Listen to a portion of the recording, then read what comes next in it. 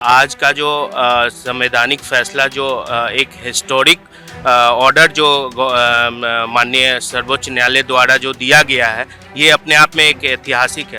सर्वोच्च न्यायालय ने यहाँ ये कहा कि जो भी आर्टिकल 324 में जो संवैधानिक प्रक्रिया है, उसके तहत इलेक्शन कमीशन द्वारा जो भी एसआईआर पे काम किया गया है, वो एक ऐतिहासिक काम था और वो बहुत निष्पक्ष रूप से एसआईआर का काम किया गया। नमस्कार, मी प्रतिभा चंद्रन आणि तुम्ही बघत आहात नवराष्ट्रचा विशेष कार्यक्रम सत्ताकारण। आज आपण ज्या विषयावर बोलणार आहोत तो अत्यंत महत्त्वाचा विषय, कारण सर्वोच्च न्यायालयाचा जो निकाल आलाय, जो एसआयआर बद्दल म्हणजे स्पेशल इंटेन्सिव्ह रिव्हिजन, मतदार याद्या एकदम शुद्धीकरण करण्यासाठीची जी प्रक्रिया गेल्या वर्षी सुरू झालेली होती आणि त्यामध्ये प्रामुख्याने काही आक्षेप घेण्यात आलेले होते आणि काही लोक कोर्टामध्ये न्यायालयामध्ये अर्थातच गेलेले होते.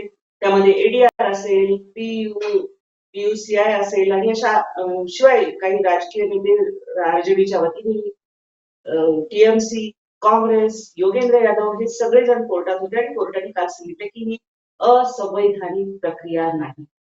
डॉक्टर उदयजी निरगुडकर आपल्यासोबत आहेत. सर नमस्कार. नमस्कार सर, महत्वाचा विषय आहे अतिशय. महत्वाचा विषय अशा करता आहे की ह्याच विषयावर कशामध्ये जेव्हा आम्ही चर्चेला आलो त्यावेळेला ममता बॅनर्जी स्वतः त्यावेळेच्या विद्यमान पश्चिम बंगालच्या मुख्यमंत्री आपल्या कपाटात ठेवलेला काळा कोट त्यांनी बाहेर काढला आणि काळा कोट घालून त्या कोर्टामध्ये आपल्या राज्याची नव्हे तर आपल्या पक्षाची नव्हे तर आपल्या राज्यात घुसखोरांची पैरवी करण्याकरता सुप्रीम कोर्टात उभे राहिला आम्ही पाहिलं. भाग क्रमांक 1 आणि नंबर 2, पश्चिम बंगालच्या निकालाला फक्त प्रसिद्धी भारतीय माध्यमांनी दिलेली नाही, तसं प्रसिद्धी कोणी दिली असेल तर ती आंतरराष्ट्रीय मीडियाने दिलेली आहे आणि आंतरराष्ट्रीय मीडियात सुद्धा एसआयआरची त्यामुळे एसआयआर वर सर्वात मोठा निकाल हा फक्त भारताच्या दृष्टीनं नव्हे तर आंतरराष्ट्रीय दृष्टीनं सुद्धा अत्यंत महत्वाची गोष्ट आहे. त्यामुळे it's worth discussing about it. पहिल्यांदा होत नाहीये, एसआयआर यापूर्वी अनेकदा झालेला आहे, परंतु याला जो विरोध झाला त्याच्यामुळे ते फार महत्वाचं. काल एक फार शब्द मी ऐकला, तो मला आवडला. मोदी बिंदू झालेले. मोदी बिंदू नव्हे तर मोदी बिंदू झालेले काही लोक आहेत आणि ते मोदी सरकारने जर काहीही चांगलं जरी आणलं तरी त्यावर फक्त विरोधासाठी का होईना विरोध करायचा. कंपल्सिव्ह कॉन्ट्रारियन्स ज्यांना आपण म्हणतो अशा पद्धतीने. तर ही एसआयआरची प्रक्रिया होणं गरजेचं होतं का? तर अर्थातच गरजेचं होतं. कारण मतदार याद्यांचं पुनरावलोकन करून त्यामध्ये जे लोक राहत नाही, काही मृत्यू पावलेले आहेत, नव्याने काही आलेले आहेत, म्हणजे घटनेचं जे 324वा कलम आहे त्यानुसार निवडणूक आयोगाला निवडणुका घेण्यासाठी त्या अतिशय चांगल्या पद्धतीने घेऊन कायद्याच्या चौकटीत घेऊन करण्यासाठीचे जे अधिकार दिले आहेत. त्याशिवाय घटनेचं आणखी एक जे कलम आहे 326 त्यामध्ये 18 वर्षाच्या पुढच्या व्यक्तीला मतदानाचा हक्क मिळाला पाहिजे. मग या सगळ्या काळामध्ये सर 18 वर्ष पूर्ण केलेले बरेच लोक होते. म्हणजे एकतर एसआयआर ही प्रक्रिया गरजेची होती. बिहारमध्ये इलेक्शनच्या आधी म्हणजे जूनमध्ये गेल्या वर्षी सुरू झाली. त्याला विरोध झाला आणि पश्चिम बंगालचा आपण विषय म्हणालो तर पश्चिम बंगालमध्ये तर ममता दीदींनी पहिल्या टप्प्याच्या ह्याच्यानंतर सांगितलं होतं मतदान झाल्यानंतर की हे एसआयआरच्या विरोधातलं मॅन्डेट, पण उलट झालेलं आहे. लोकांनी त्यांचा निकाल एसआयआर वरचा या आधी दिला होता पश्चिम बंगाल आणि इतर सगळ्या ठिकाणी. पश्चिम बंगालमध्ये जेव्हा किंवा बिहारमध्ये एसआयआर झाला तशाच प्रकारचं एसआयआर आपल्याकडे तमिळनाडूमध्ये झालं आणि केरळमध्ये पण झालं. या दोन्ही ठिकाणी भारतीय जनता पक्षाची सत्ता नाही, परंतु तिकडे मात्र या संदर्भात कोणत्याही प्रकारचा गदारोळ झालाय, आक्षेप आले असं काही आपल्याला दिसत नाही. त्या पार्श्वभूमीवर आजचा सुप्रीम कोर्टाचा निकाल अत्यंत महत्वाचा आहे. तो निकाल कशा करता असतो एक लक्षात ठेवा, हायकोर्टामध्ये फॅक्टची चर्चा होते, परंतु जेव्हा मॅटर सुप्रीम कोर्टात जातं कुठलंही मॅटर असेल तेव्हा फॅक्ट हे नंतर येतात. पहिले काय बघतात तर लॉ पॉइंट. लॉ पॉइंट पहिला लॉ पॉइंट एसआयआर करण्याचा अधिकार आहे, तर त्याच्यावर एक निसंदिग्ध निकाल एसआयआर करण्याचा निसंदिग्ध अधिकार आहे. दुसरं, एसआयआर मध्ये जी माणसं बाद होती त्यांना मतदानापासून वंचित करायचा अधिकार आहे का? तर हो, त्यांना मतदानापासून वंचित अधिकार आहे.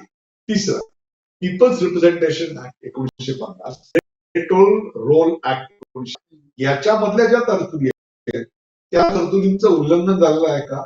तर त्याचं उल्लंघन झालेलं नाही. त्या कायद्यातल्या तरतुदींचं पूर्णपणे पालन केलेलं आहे. आणि चौथा मुद्दा होता तो म्हणजे is election commission an authority to decide who is citizen and who is not citizen. कोण या देशाचा नागरिक आहे आणि कोण या देशाचा नागरिक नाही हे ठरवायचा अधिकार इलेक्शनला आहे का? तर तो इलेक्शन कमिशनला अधिकार नाही. इलेक्शन कमिशनला कोण मतदार योग्य आहे आणि अयोग्य आहे याच्यासाठीच फक्त अधिकार आहे. मग त्यांनी काय करायचं असतं? त्यांनी त्याचं नागरिक तपासून बघायचं. त्यांना जर ते योग्य वाटलं तर त्यांनी त्याचं नाव मतदार म्हणून नोंदवायचं. आणि नंबर 2, जे वगळलेले आहेत त्यांची नावं पुढच्या 4 ही कॉम्पिटंट अथॉरिटी. आता याच्यात कॉम्पिटंट अथॉरिटी कोण आहे? तर कॉम्पिटंट मंत्रालय. त्या गृह मंत्रालयाकडे ते सुपूर्द करायचं आणि गृह मंत्रालय त्यांच्या नियमानुसार त्या प्रत्येकाची छाननी लावून त्याचं भारताचं नागरिकत्व हे तपासून पाहिजे. ह्याच्यात काय झालं पूर्वी काय की या देशात कोणी घुसखोर यायचा, त्या घुसखोराला तुम्ही मतदारांचं ओळखपत्र दिलं की तो मतदान करायलाही लायक व्हायचा आणि त्याच्या आधारे तो या देशाचं नागरिकत्वही मिळवायचा.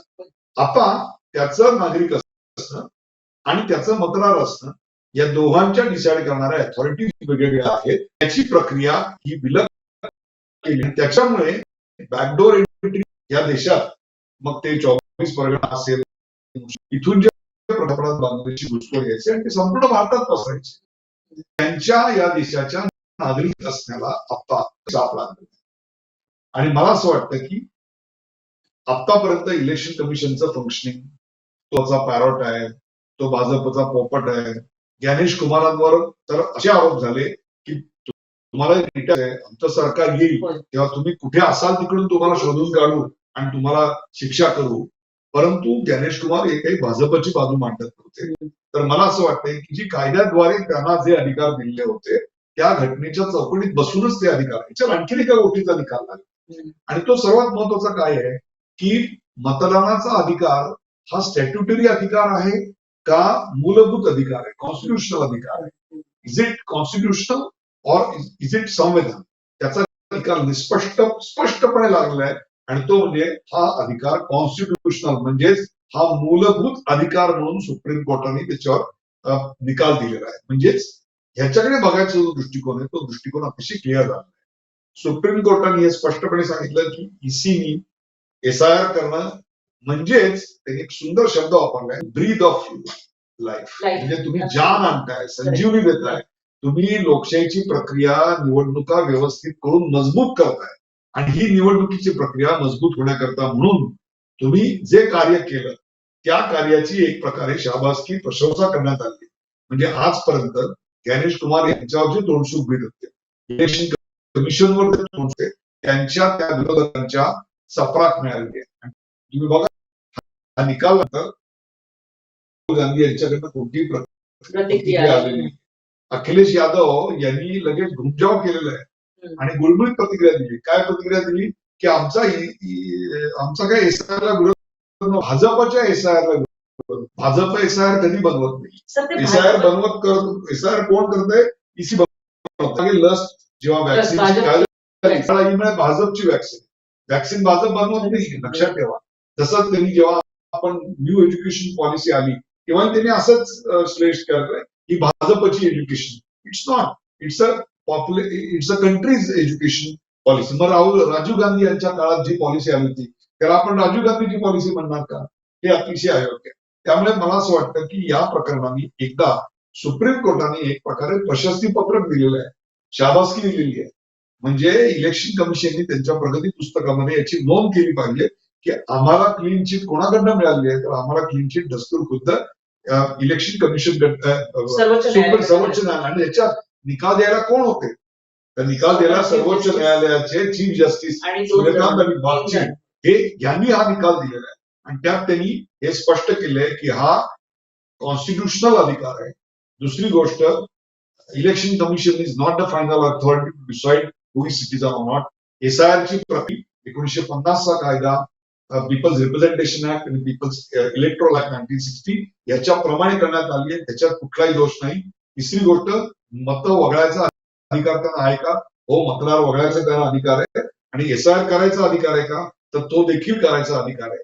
यापुढे अधिकाऱ्यांना बळ मिळणार आहे आणि ते बळ असं आहे की त्यांच्यावर विरोधी पक्ष जे आगपाखड करतात त्यांना ते उत्तर देऊ शकतात की आम्ही कायद्याला धरून काम करतोय, आम्ही एका पक्षाला धरून काम करत. तसंच या निर्णयाचं स्वागत किंवा एसआयआरचं स्वागत करणारे मीडिया पूर्वी होते. आपण याच्यावर कार्यक्रम केलेला आहे. त्यावेळेला अशी टीका होती की तुम्ही मोदी भक्त आहात, मोदी चाटू आहात आणि काय मोदी मीडिया आहात. या सगळ्याला सुद्धा उत्तर मिळालेलं आहे की जी बाजू घेत होतो ती भाजपची बाजू होती म्हणून घेत नव्हतो, तर ती या देशासाठी घटनात्मक तत्वनिर्णय केलेली बाजू होती म्हणून ती घेत. या सगळ्यावर सुप्रीम कोर्टाने एक प्रकारे शिक्कामोर्तब केलंय आणि विरोधी पक्षाचं अगदी ग्राम्य भाषेत सांगायचं बोबाड फुटलेलं आहे. अगदी बरोबर आहे. आणि यामध्ये ज्या संस्था संघटना होत्या, एडीआर जी असोसिएशन ऑफ डेमोक्रेटिक रिफॉर्म्स अशी एक संस्था आहे, बेंगलोरमध्ये त्याचे अधिकारी असतात, पुण्यामध्ये गोखले इन्स्टिट्यूट मध्ये त्याचे काही सदस्य आहेत की जे नेहमी इलेक्शन बद्दल काम करत असतात, किंवा पीयूसी आहे, people's union for civic liberties, PUCL अशी ती एक आहे. याशिवाय महुआ मोइत्रा या टीएमसीच्या वतीने कोर्टात गेलेल्या होत्या. नंतर या सगळ्या एकत्र करून त्याचा निकाल लागलेला आहे. मला असं वाटतं आता तरी विरोधी पक्ष एक जबाबदार विरोधी पक्षासारखे वागतील. यापूर्वी तुम्ही बघा, शेतकऱ्यांच्या 3 कायद्यांना मागे घेण्याकरता आपल्याकडे बेजबाबदार आंदोलन झाली, त्याच्यानंतर ईव्हीएम बद्दल आंदोलन झाली. तुम्ही या देशातल्या छोट्या मोठ्या तुम्हाला सांगतो व्होट चोरीची आंदोलन आपल्याकडे झाली. त्याच्यानंतर हिंडनबर्ग याच्यावरनं सूटबुटकी सरकार आणि याच्यावर आंदोलन. या सगळ्याला पुढे राम जन्मभूमीवर आंदोलन आपल्याकडे झालं. या सगळ्या 370 वरनं झालं, ट्रिपल तलाक वरनं झालं. सगळ्याला सुप्रीम कोर्टानं आता कायदेशीर मान्यता प्रत्येक प्रकरणात दिली आहे. ती बाजू भाजपची नव्हती, तर ती बाजू योग्य होती म्हणून माध्यम त्याच्या बरोबर होते आणि आम्ही त्याच्या बरोबर. ही बाजू बरोबर होती, योग्य होती आणि म्हणून माध्यमां म्हणून उभे राहिलो, हे अगदी बरोबर आहे. पण या सगळ्या गोष्टी, या सगळ्या प्रक्रियेमध्ये एक विरोधी पक्षांचा जर आपण अजेंडा म्हणून बघितलं तर या देशाच्या म्हणून ज्या सर्वोच्च संस्था आहेत आणि कॉन्स्टिट्युशनल संस्था आहेत, घटनात्मक त्यांना स्थान आहे, त्या सगळ्यांबद्दल प्रश्नचिन्ह निर्माण काम होतं. ऍब्सोल्युटली. आणि सोशल मीडियाच्या युनिव्हर्सिटीज मधून, व्हॉट्सअप युनिव्हर्सिटी मधून कुठे ना कुठेतरी यामध्ये तुम्हाला असं वाटतं की एक युवक वर्ग असेल जो त्याचं फॅक्ट चेक करत नाही. आता मला प्रश्न असा पडलाय की या निकालानंतर जी आता जी जगातलं 8वं 9वं आश्चर्य काय जे म्हणतात, त्या झुरळ पार्टीला 9वं आश्चर्यच आहे ते जगातलं, की ते आता काय म्हणत असतील, त्यांना काय म्हणायचं आपण. आता त्यांची याच्यावर प्रतिक्रिया काय आहे, आता ते आंदोलन कशावर करणार. आता सुप्रीम कोर्टाने पण याला एन्डॉर्समेंट दिली आहे. विरोधी पक्षांनी त्यांची क्रेडिबिलिटी जी याच्यावर टीका करून गमावलेली आहे, त्याच्यानंतर तरी किमान आता जबाबदारपणे त्यांनी विरोधी पक्षाची भूमिका पार पाडावी. असं नाही की हे सरकार काही चुकत नाहीये, असं नाही की याच्यात काही उणिवा नाहीये, परंतु त्या उणिवा दाखवण्याकरता तेवढा अभ्यास पाहिजे, लोकांची कनेक्ट पाहिजे. ज्या वेळेला आमच्याकडे अशा गोष्टी घडत असतात तेव्हा माणसं चीनला जातात, तेव्हा माणसं ग्रेट निकोबार आयलंडला जाऊन तिथे व्हिडिओ करत असतात. या सगळ्यापेक्षा या देशात जर तुम्ही राहिलात आणि या लोकांची जर तुम्ही नाळ जोडली आणि वारंवार व्हेनेझुएला आणि बँकॉकला गेला नाही, तर तुम्हाला देशात काय चाललंय कळेल आणि तेव्हा लक्षात येईल की आपण हे सगळे चुकीचे मुद्दे उचलत होतो. आणि लक्षात ठेवा, या सगळ्याचा परिणाम कुठे होणार आहे, तर 7 राज्यांच्या निवडणुका 6 ते 8 महिन्यांनी होणार आहे. तिथे या सगळ्याचा खूप मोठा परिणाम दिसून येणार आहे. कारण तिकडे देखील एसआयआर वरून आता काही गदारोळ माजवता येणार नाहीये. एसआयआर मुळे आम्ही हरलो असा मुद्दा काही बोलता येणार नाहीये. फाल्टाला जो निकाल लागला तो खरा भारताचा मूड आहे, त्याच्यावर आपण वेगळा कार्यक्रम केला होता. मला असं वाटतं एसआयआरच्या सुप्रीम कोर्ट कार्यक्रम करायचं एकमेव कारण हे आहे की याला आंतरराष्ट्रीय प्रसिद्धी मिळाली होती आणि याच्या मागून डीप स्टेट एक मोठा अजेंडा चालवत होतं आणि तो अजेंडा भारताच्या स्वातंत्र्याच्या विरोधात, भारताच्या सार्वभौमत्वाच्या विरोधात आणि इथल्या लोकशाहीच्या विरोधात होता. परंतु सर्वोच्च न्यायालयाने लोकशाही संस्था बळकट करणारी इलेक्शन कमिशनच्या हातात ताकद वाढवली आणि दुसरी गोष्ट त्यांची प्रक्रिया योग्य आणि कायदेशीर असल्याचा निर्वाळा दिला आणि एक प्रकारे लोकशाहीचा गळा घोटायचा प्रयत्न जो बाहेरून चालला होता आणि बाहेर जाऊन लोक बोलत होती भारतात ही डेमोक्रेसी गेलेली आहे, आम्हाला वाचवायला या, त्यांनाच वाचवायला आता कोण जाणार आहे हे बघायची वेळ आज या निकालांना आली.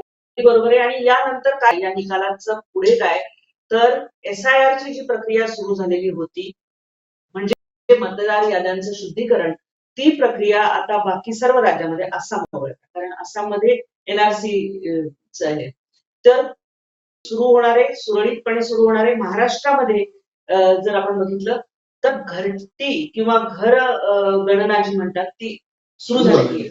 Yes. तुमच्या आमच्या सोसायटीमध्ये Yes, सुद्धा yes. घरगणना सुरू झालेली आहे आणि त्यानंतर जनगणना ज्याला म्हणता येईल ती पण सुरू होईल. म्हणजे एकंदरच या देशातल्या राज्यांमधले सगळ्या 16 राज्य आणि केंद्रशासित प्रदेशांमध्ये ही जी SIR ची प्रक्रिया आहे ती आता निर्वेधपणे पार पडण्यासाठी एक सर्वोच्च शिक्कामोर्तब त्याला पूर्ण होतं ते झालेलं आहे. आणि सर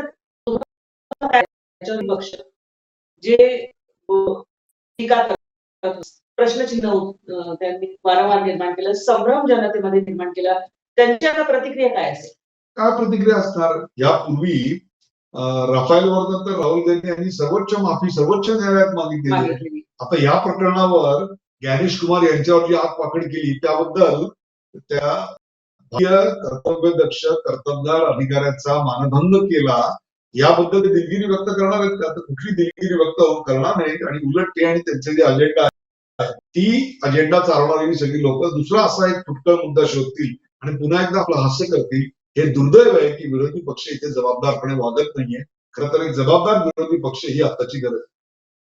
खरं एक आणखी गोष्ट हास्यास्पद आहे, त्याच्यावर आपण पुन्हा एक वेगळा व्हिडिओ पण करूया की झुरळ पार्टी ज्याचा आपण कॉक्रोच पार्टीचा उल्लेख केला तर सगळे राजकीय पक्ष जे आहेत की जे स्वतःला अगदी अनेक वर्षांची परंपरा असलेले म्हणतात त्यांना ह्यामध्ये संधी शोधली जाते की कुठेतरी एक व्हर्च्युअल वर्ल्ड मध्ये काहीतरी आहे त्याच्यामध्ये संधी ममदानी निवडून आले होय. त्यावेळी त्यांना ममदानीमध्ये मोदींचा विरोधक सक्सेस दिसायला लागलेला होता.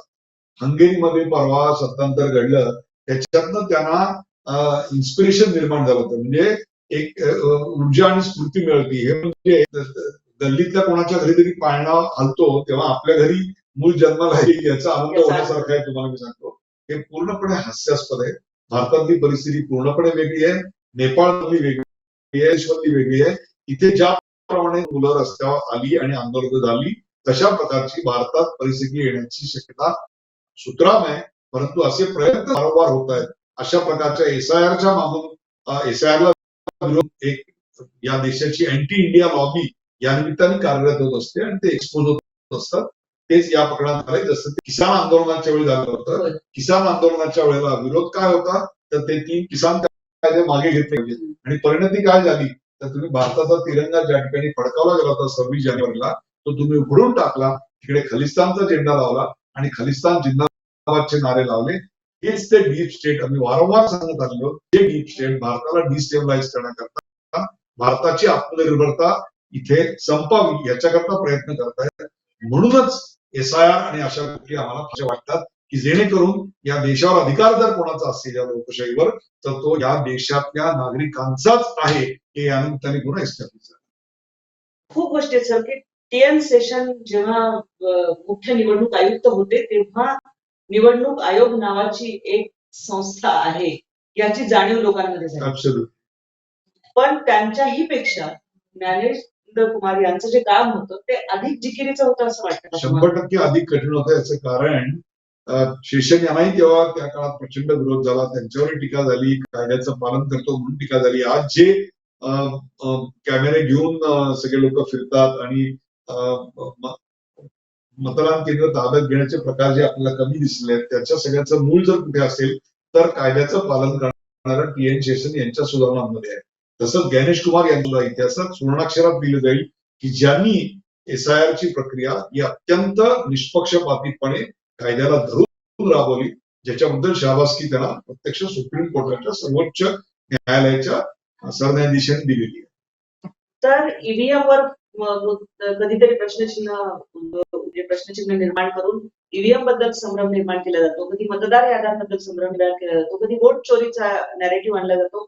अशा प्रकारच्या गोष्टी यापुढेही भविष्यात होत राहतील. पण त्याला तुम्ही बळी पडायचं का याबद्दल जरा विचार करा. आणि आपल्या ज्या संस्था आहेत ज्या घटनात्मक संस्था आहेत त्यांच्याबद्दल सुद्धा विश्वासार्हता कमी होण्यासाठी वारंवार प्रयत्न विरोधी पक्षांकडनं केले जात आहेत. सुदैवाने सर जनता सुज्ञ आहे असं म्हणावं लागेल, कारण आतापर्यंतच्या निकालामध्ये आपण जर बघितलं लक्षात घ्या, बघा तुम्ही, आपल्याकडे पेट्रोल वाढ झाली, याच्यावर ना एवढा गदारोळ माजवला गेला विरोधी पक्षाकडनं, नीटचा पेपर फुटला, ही अतिशय दुर्दैवी बाबा आहे. आपण त्याच्यावर कार्यक्रमही केलाय आणि गिल्टी मस्ट बी पनिश्ड. माझं तर मत आहे की त्यांच्या घरावर पहिले बुलडोझर चालवा, ही जी प्रतिक्रिया आपल्या कार्यक्रमात त्या खाली कॉमेंटवर एकाने लिहिलेली आहे, ती जरी किती आतताई, अतिरेकी आणि चुकीची असली तरी ती लोकभावना लक्षात घ्या. हे लोकांना असं का वाटतंय की जे योगी उत्तर प्रदेश जबाबदार लोकांबद्दल म्हणतात, हे सगळं तुम्ही लक्षात घ्या. याच्या माध्यमातून आप काय करतो तर नीटमध्ये जे होरपळले गेले त्या विद्यार्थ्यांनी रस्त्यावर यावं. अरे त्यांनी अभ्यासाला लागावं, कारण 21 जूनला त्यांची परीक्षा आहे. सीबीएसई पेपर लीक झाला, काँग्रेसची भूमिका काय आहे, आपची भूमिका काय आहे, रस्त्यावर या आणि आंदोलन या, म्हणजेच थोडक्यात इकडे नेपाळ करा. नेपाळच्या आंदोलनामध्ये किती लोक मारली गेली याची कल्पना आहे, किती पोलीस स्टेशन जाळली गेली याची कल्पना आहे, काय प्रकारचे अत्याचार झाले याची कल्पना आहे, इंडस्ट्री किती दशकं मागे गेली याची कल्पना आहे, अमेरिकेचा अजेंडा कसा राबवला गेला याची कल्पना आहे. तेच बांगलादेशमध्ये, तेच मध्ये, तीच गोष्ट युक्रेनमध्ये झेलेन्स्कीला बसवताना घडलेली आहे. तीच गोष्ट मोहम्मद मुसाविनला हकलून तिकडे आयतुल्ला खोमेनीचा सत्ता 1950च्या दशकामध्ये आणताना झालेली आहे. हा सगळा अमेरिकेच्या डीप स्टेटचा डाव आहे आणि याला आपण बळी पडता कामा नये. हिंडनबर्गच्या माध्यमातून पण हेच झालं होतं. तेव्हाही मी प्रश्न विचारत होतो की हिंडनबर्ग या कंपनीची क्रेडिबिलिटी काय, आणि तुम्ही अडाणींवर बोलून तुम्ही एक प्रकारे काय करताय तर इथल्या व्यवस्थेवर प्रश्नचिन्ह निर्माण करताय. हे हिंडनबर्ग आज तुम्हाला सांगणार नाही. वर्ल्ड हॅपीनेस इंडेक्स मध्ये म्हणे आपण 150च्या खाली आहोत. हमसे आगे कौन खडा आहे? युक्रेन, जिथे युद्ध चालू आहे ती लोक आमच्यापेक्षा खुश आहेत आणि ज्याची ग्रोथ मागच्या 12-15 वर्षामध्ये 7.5% आहे, तो देश हा त्यांच्यापेक्षा जास्त खुश नाही. हे हास्यास्पद वाटणार आपल्या समोर असतं. हा सगळा एक फार मोठा अजेंडा आहे या देशाच्या विरोधातला. त्याची पोल आज खुललेली आहे आणि सुप्रीम कोर्टाने जो निकाल दिला त्याबद्दल सुप्रीम कोर्टाचं अभिनंदन करताना जास्त कौतुक मी ज्ञानेश कुमार आणि त्यांच्या टीमचं करतो की त्यांनी, जसं आपण म्हणतो मुंबईची देण काय, तर मुंबईला उत्तम काय तर डबेवाले हे आमचं एक क्वालिटी म्हणतो, तसंच सर्वोत्तम गव्हर्नन्स आणि कायद्याला धरून जर काम करणारी संस्था कुठली असेल तर त्याचं नाव आज इलेक्शन कमिशन. अगदी बरोबर. एक गोष्ट शेवटची तुम्ही, जर तुमचं मतदार यादीत नाव नाही याचा अर्थ तुम्ही नागरिक नाही असं होत नाही. ही गोष्ट लक्षात घ्या, कारण मतदार होण्यासाठीचे जे निकष आहेत ते जर तुम्ही पूर्ण करणार असाल तर तुम्ही मतदार, जे वोटर आयडी कार्ड तुम्हाला आहे ते मिळणार आहे आणि तुम्ही त्या मतदार यादीत समावेश तुमचा असणार आहे. मात्र जे मतदार यादीमध्ये नाहीयेत ते नागरिक नाहीत असं होत नाही, कारण तुमच्या मनामध्ये हा पण भ्रम एक घालायचा प्रयत्न. लक्षात घ्या, एक 5 वर्षाचा मुलगा असेल, जन्मलेलं मुलं असेल, ते नागरिक आहे ना, पण ते मतदार नाही असू शकत, कारण मतदार असण्याचे वेगळे निकष आहेत. त्यामुळे कुठल्याही प्रकारचे संभ्रम करणारे जर संदेश तुमच्यापर्यंत पोहोचत असतील तर त्याला बळी पडू नका. आणि या व्हिडिओ बद्दल तुम्हाला काय वाटतं या कमेंट्स आम्हाला अवश्य कळवा. तुमच्या कमेंट्स आम्हाला ऊर्जा देतात, कारण सर भरभरून प्रतिसाद आपल्याला मिळतो. आणि येस, तर आज पुन्हा एकदा चॅनलला सबस्क्राईब करण्याची विनंती करत डॉक्टर निरगुडकर यांच्यासह मी आपली रजा घेते. धन्यवाद.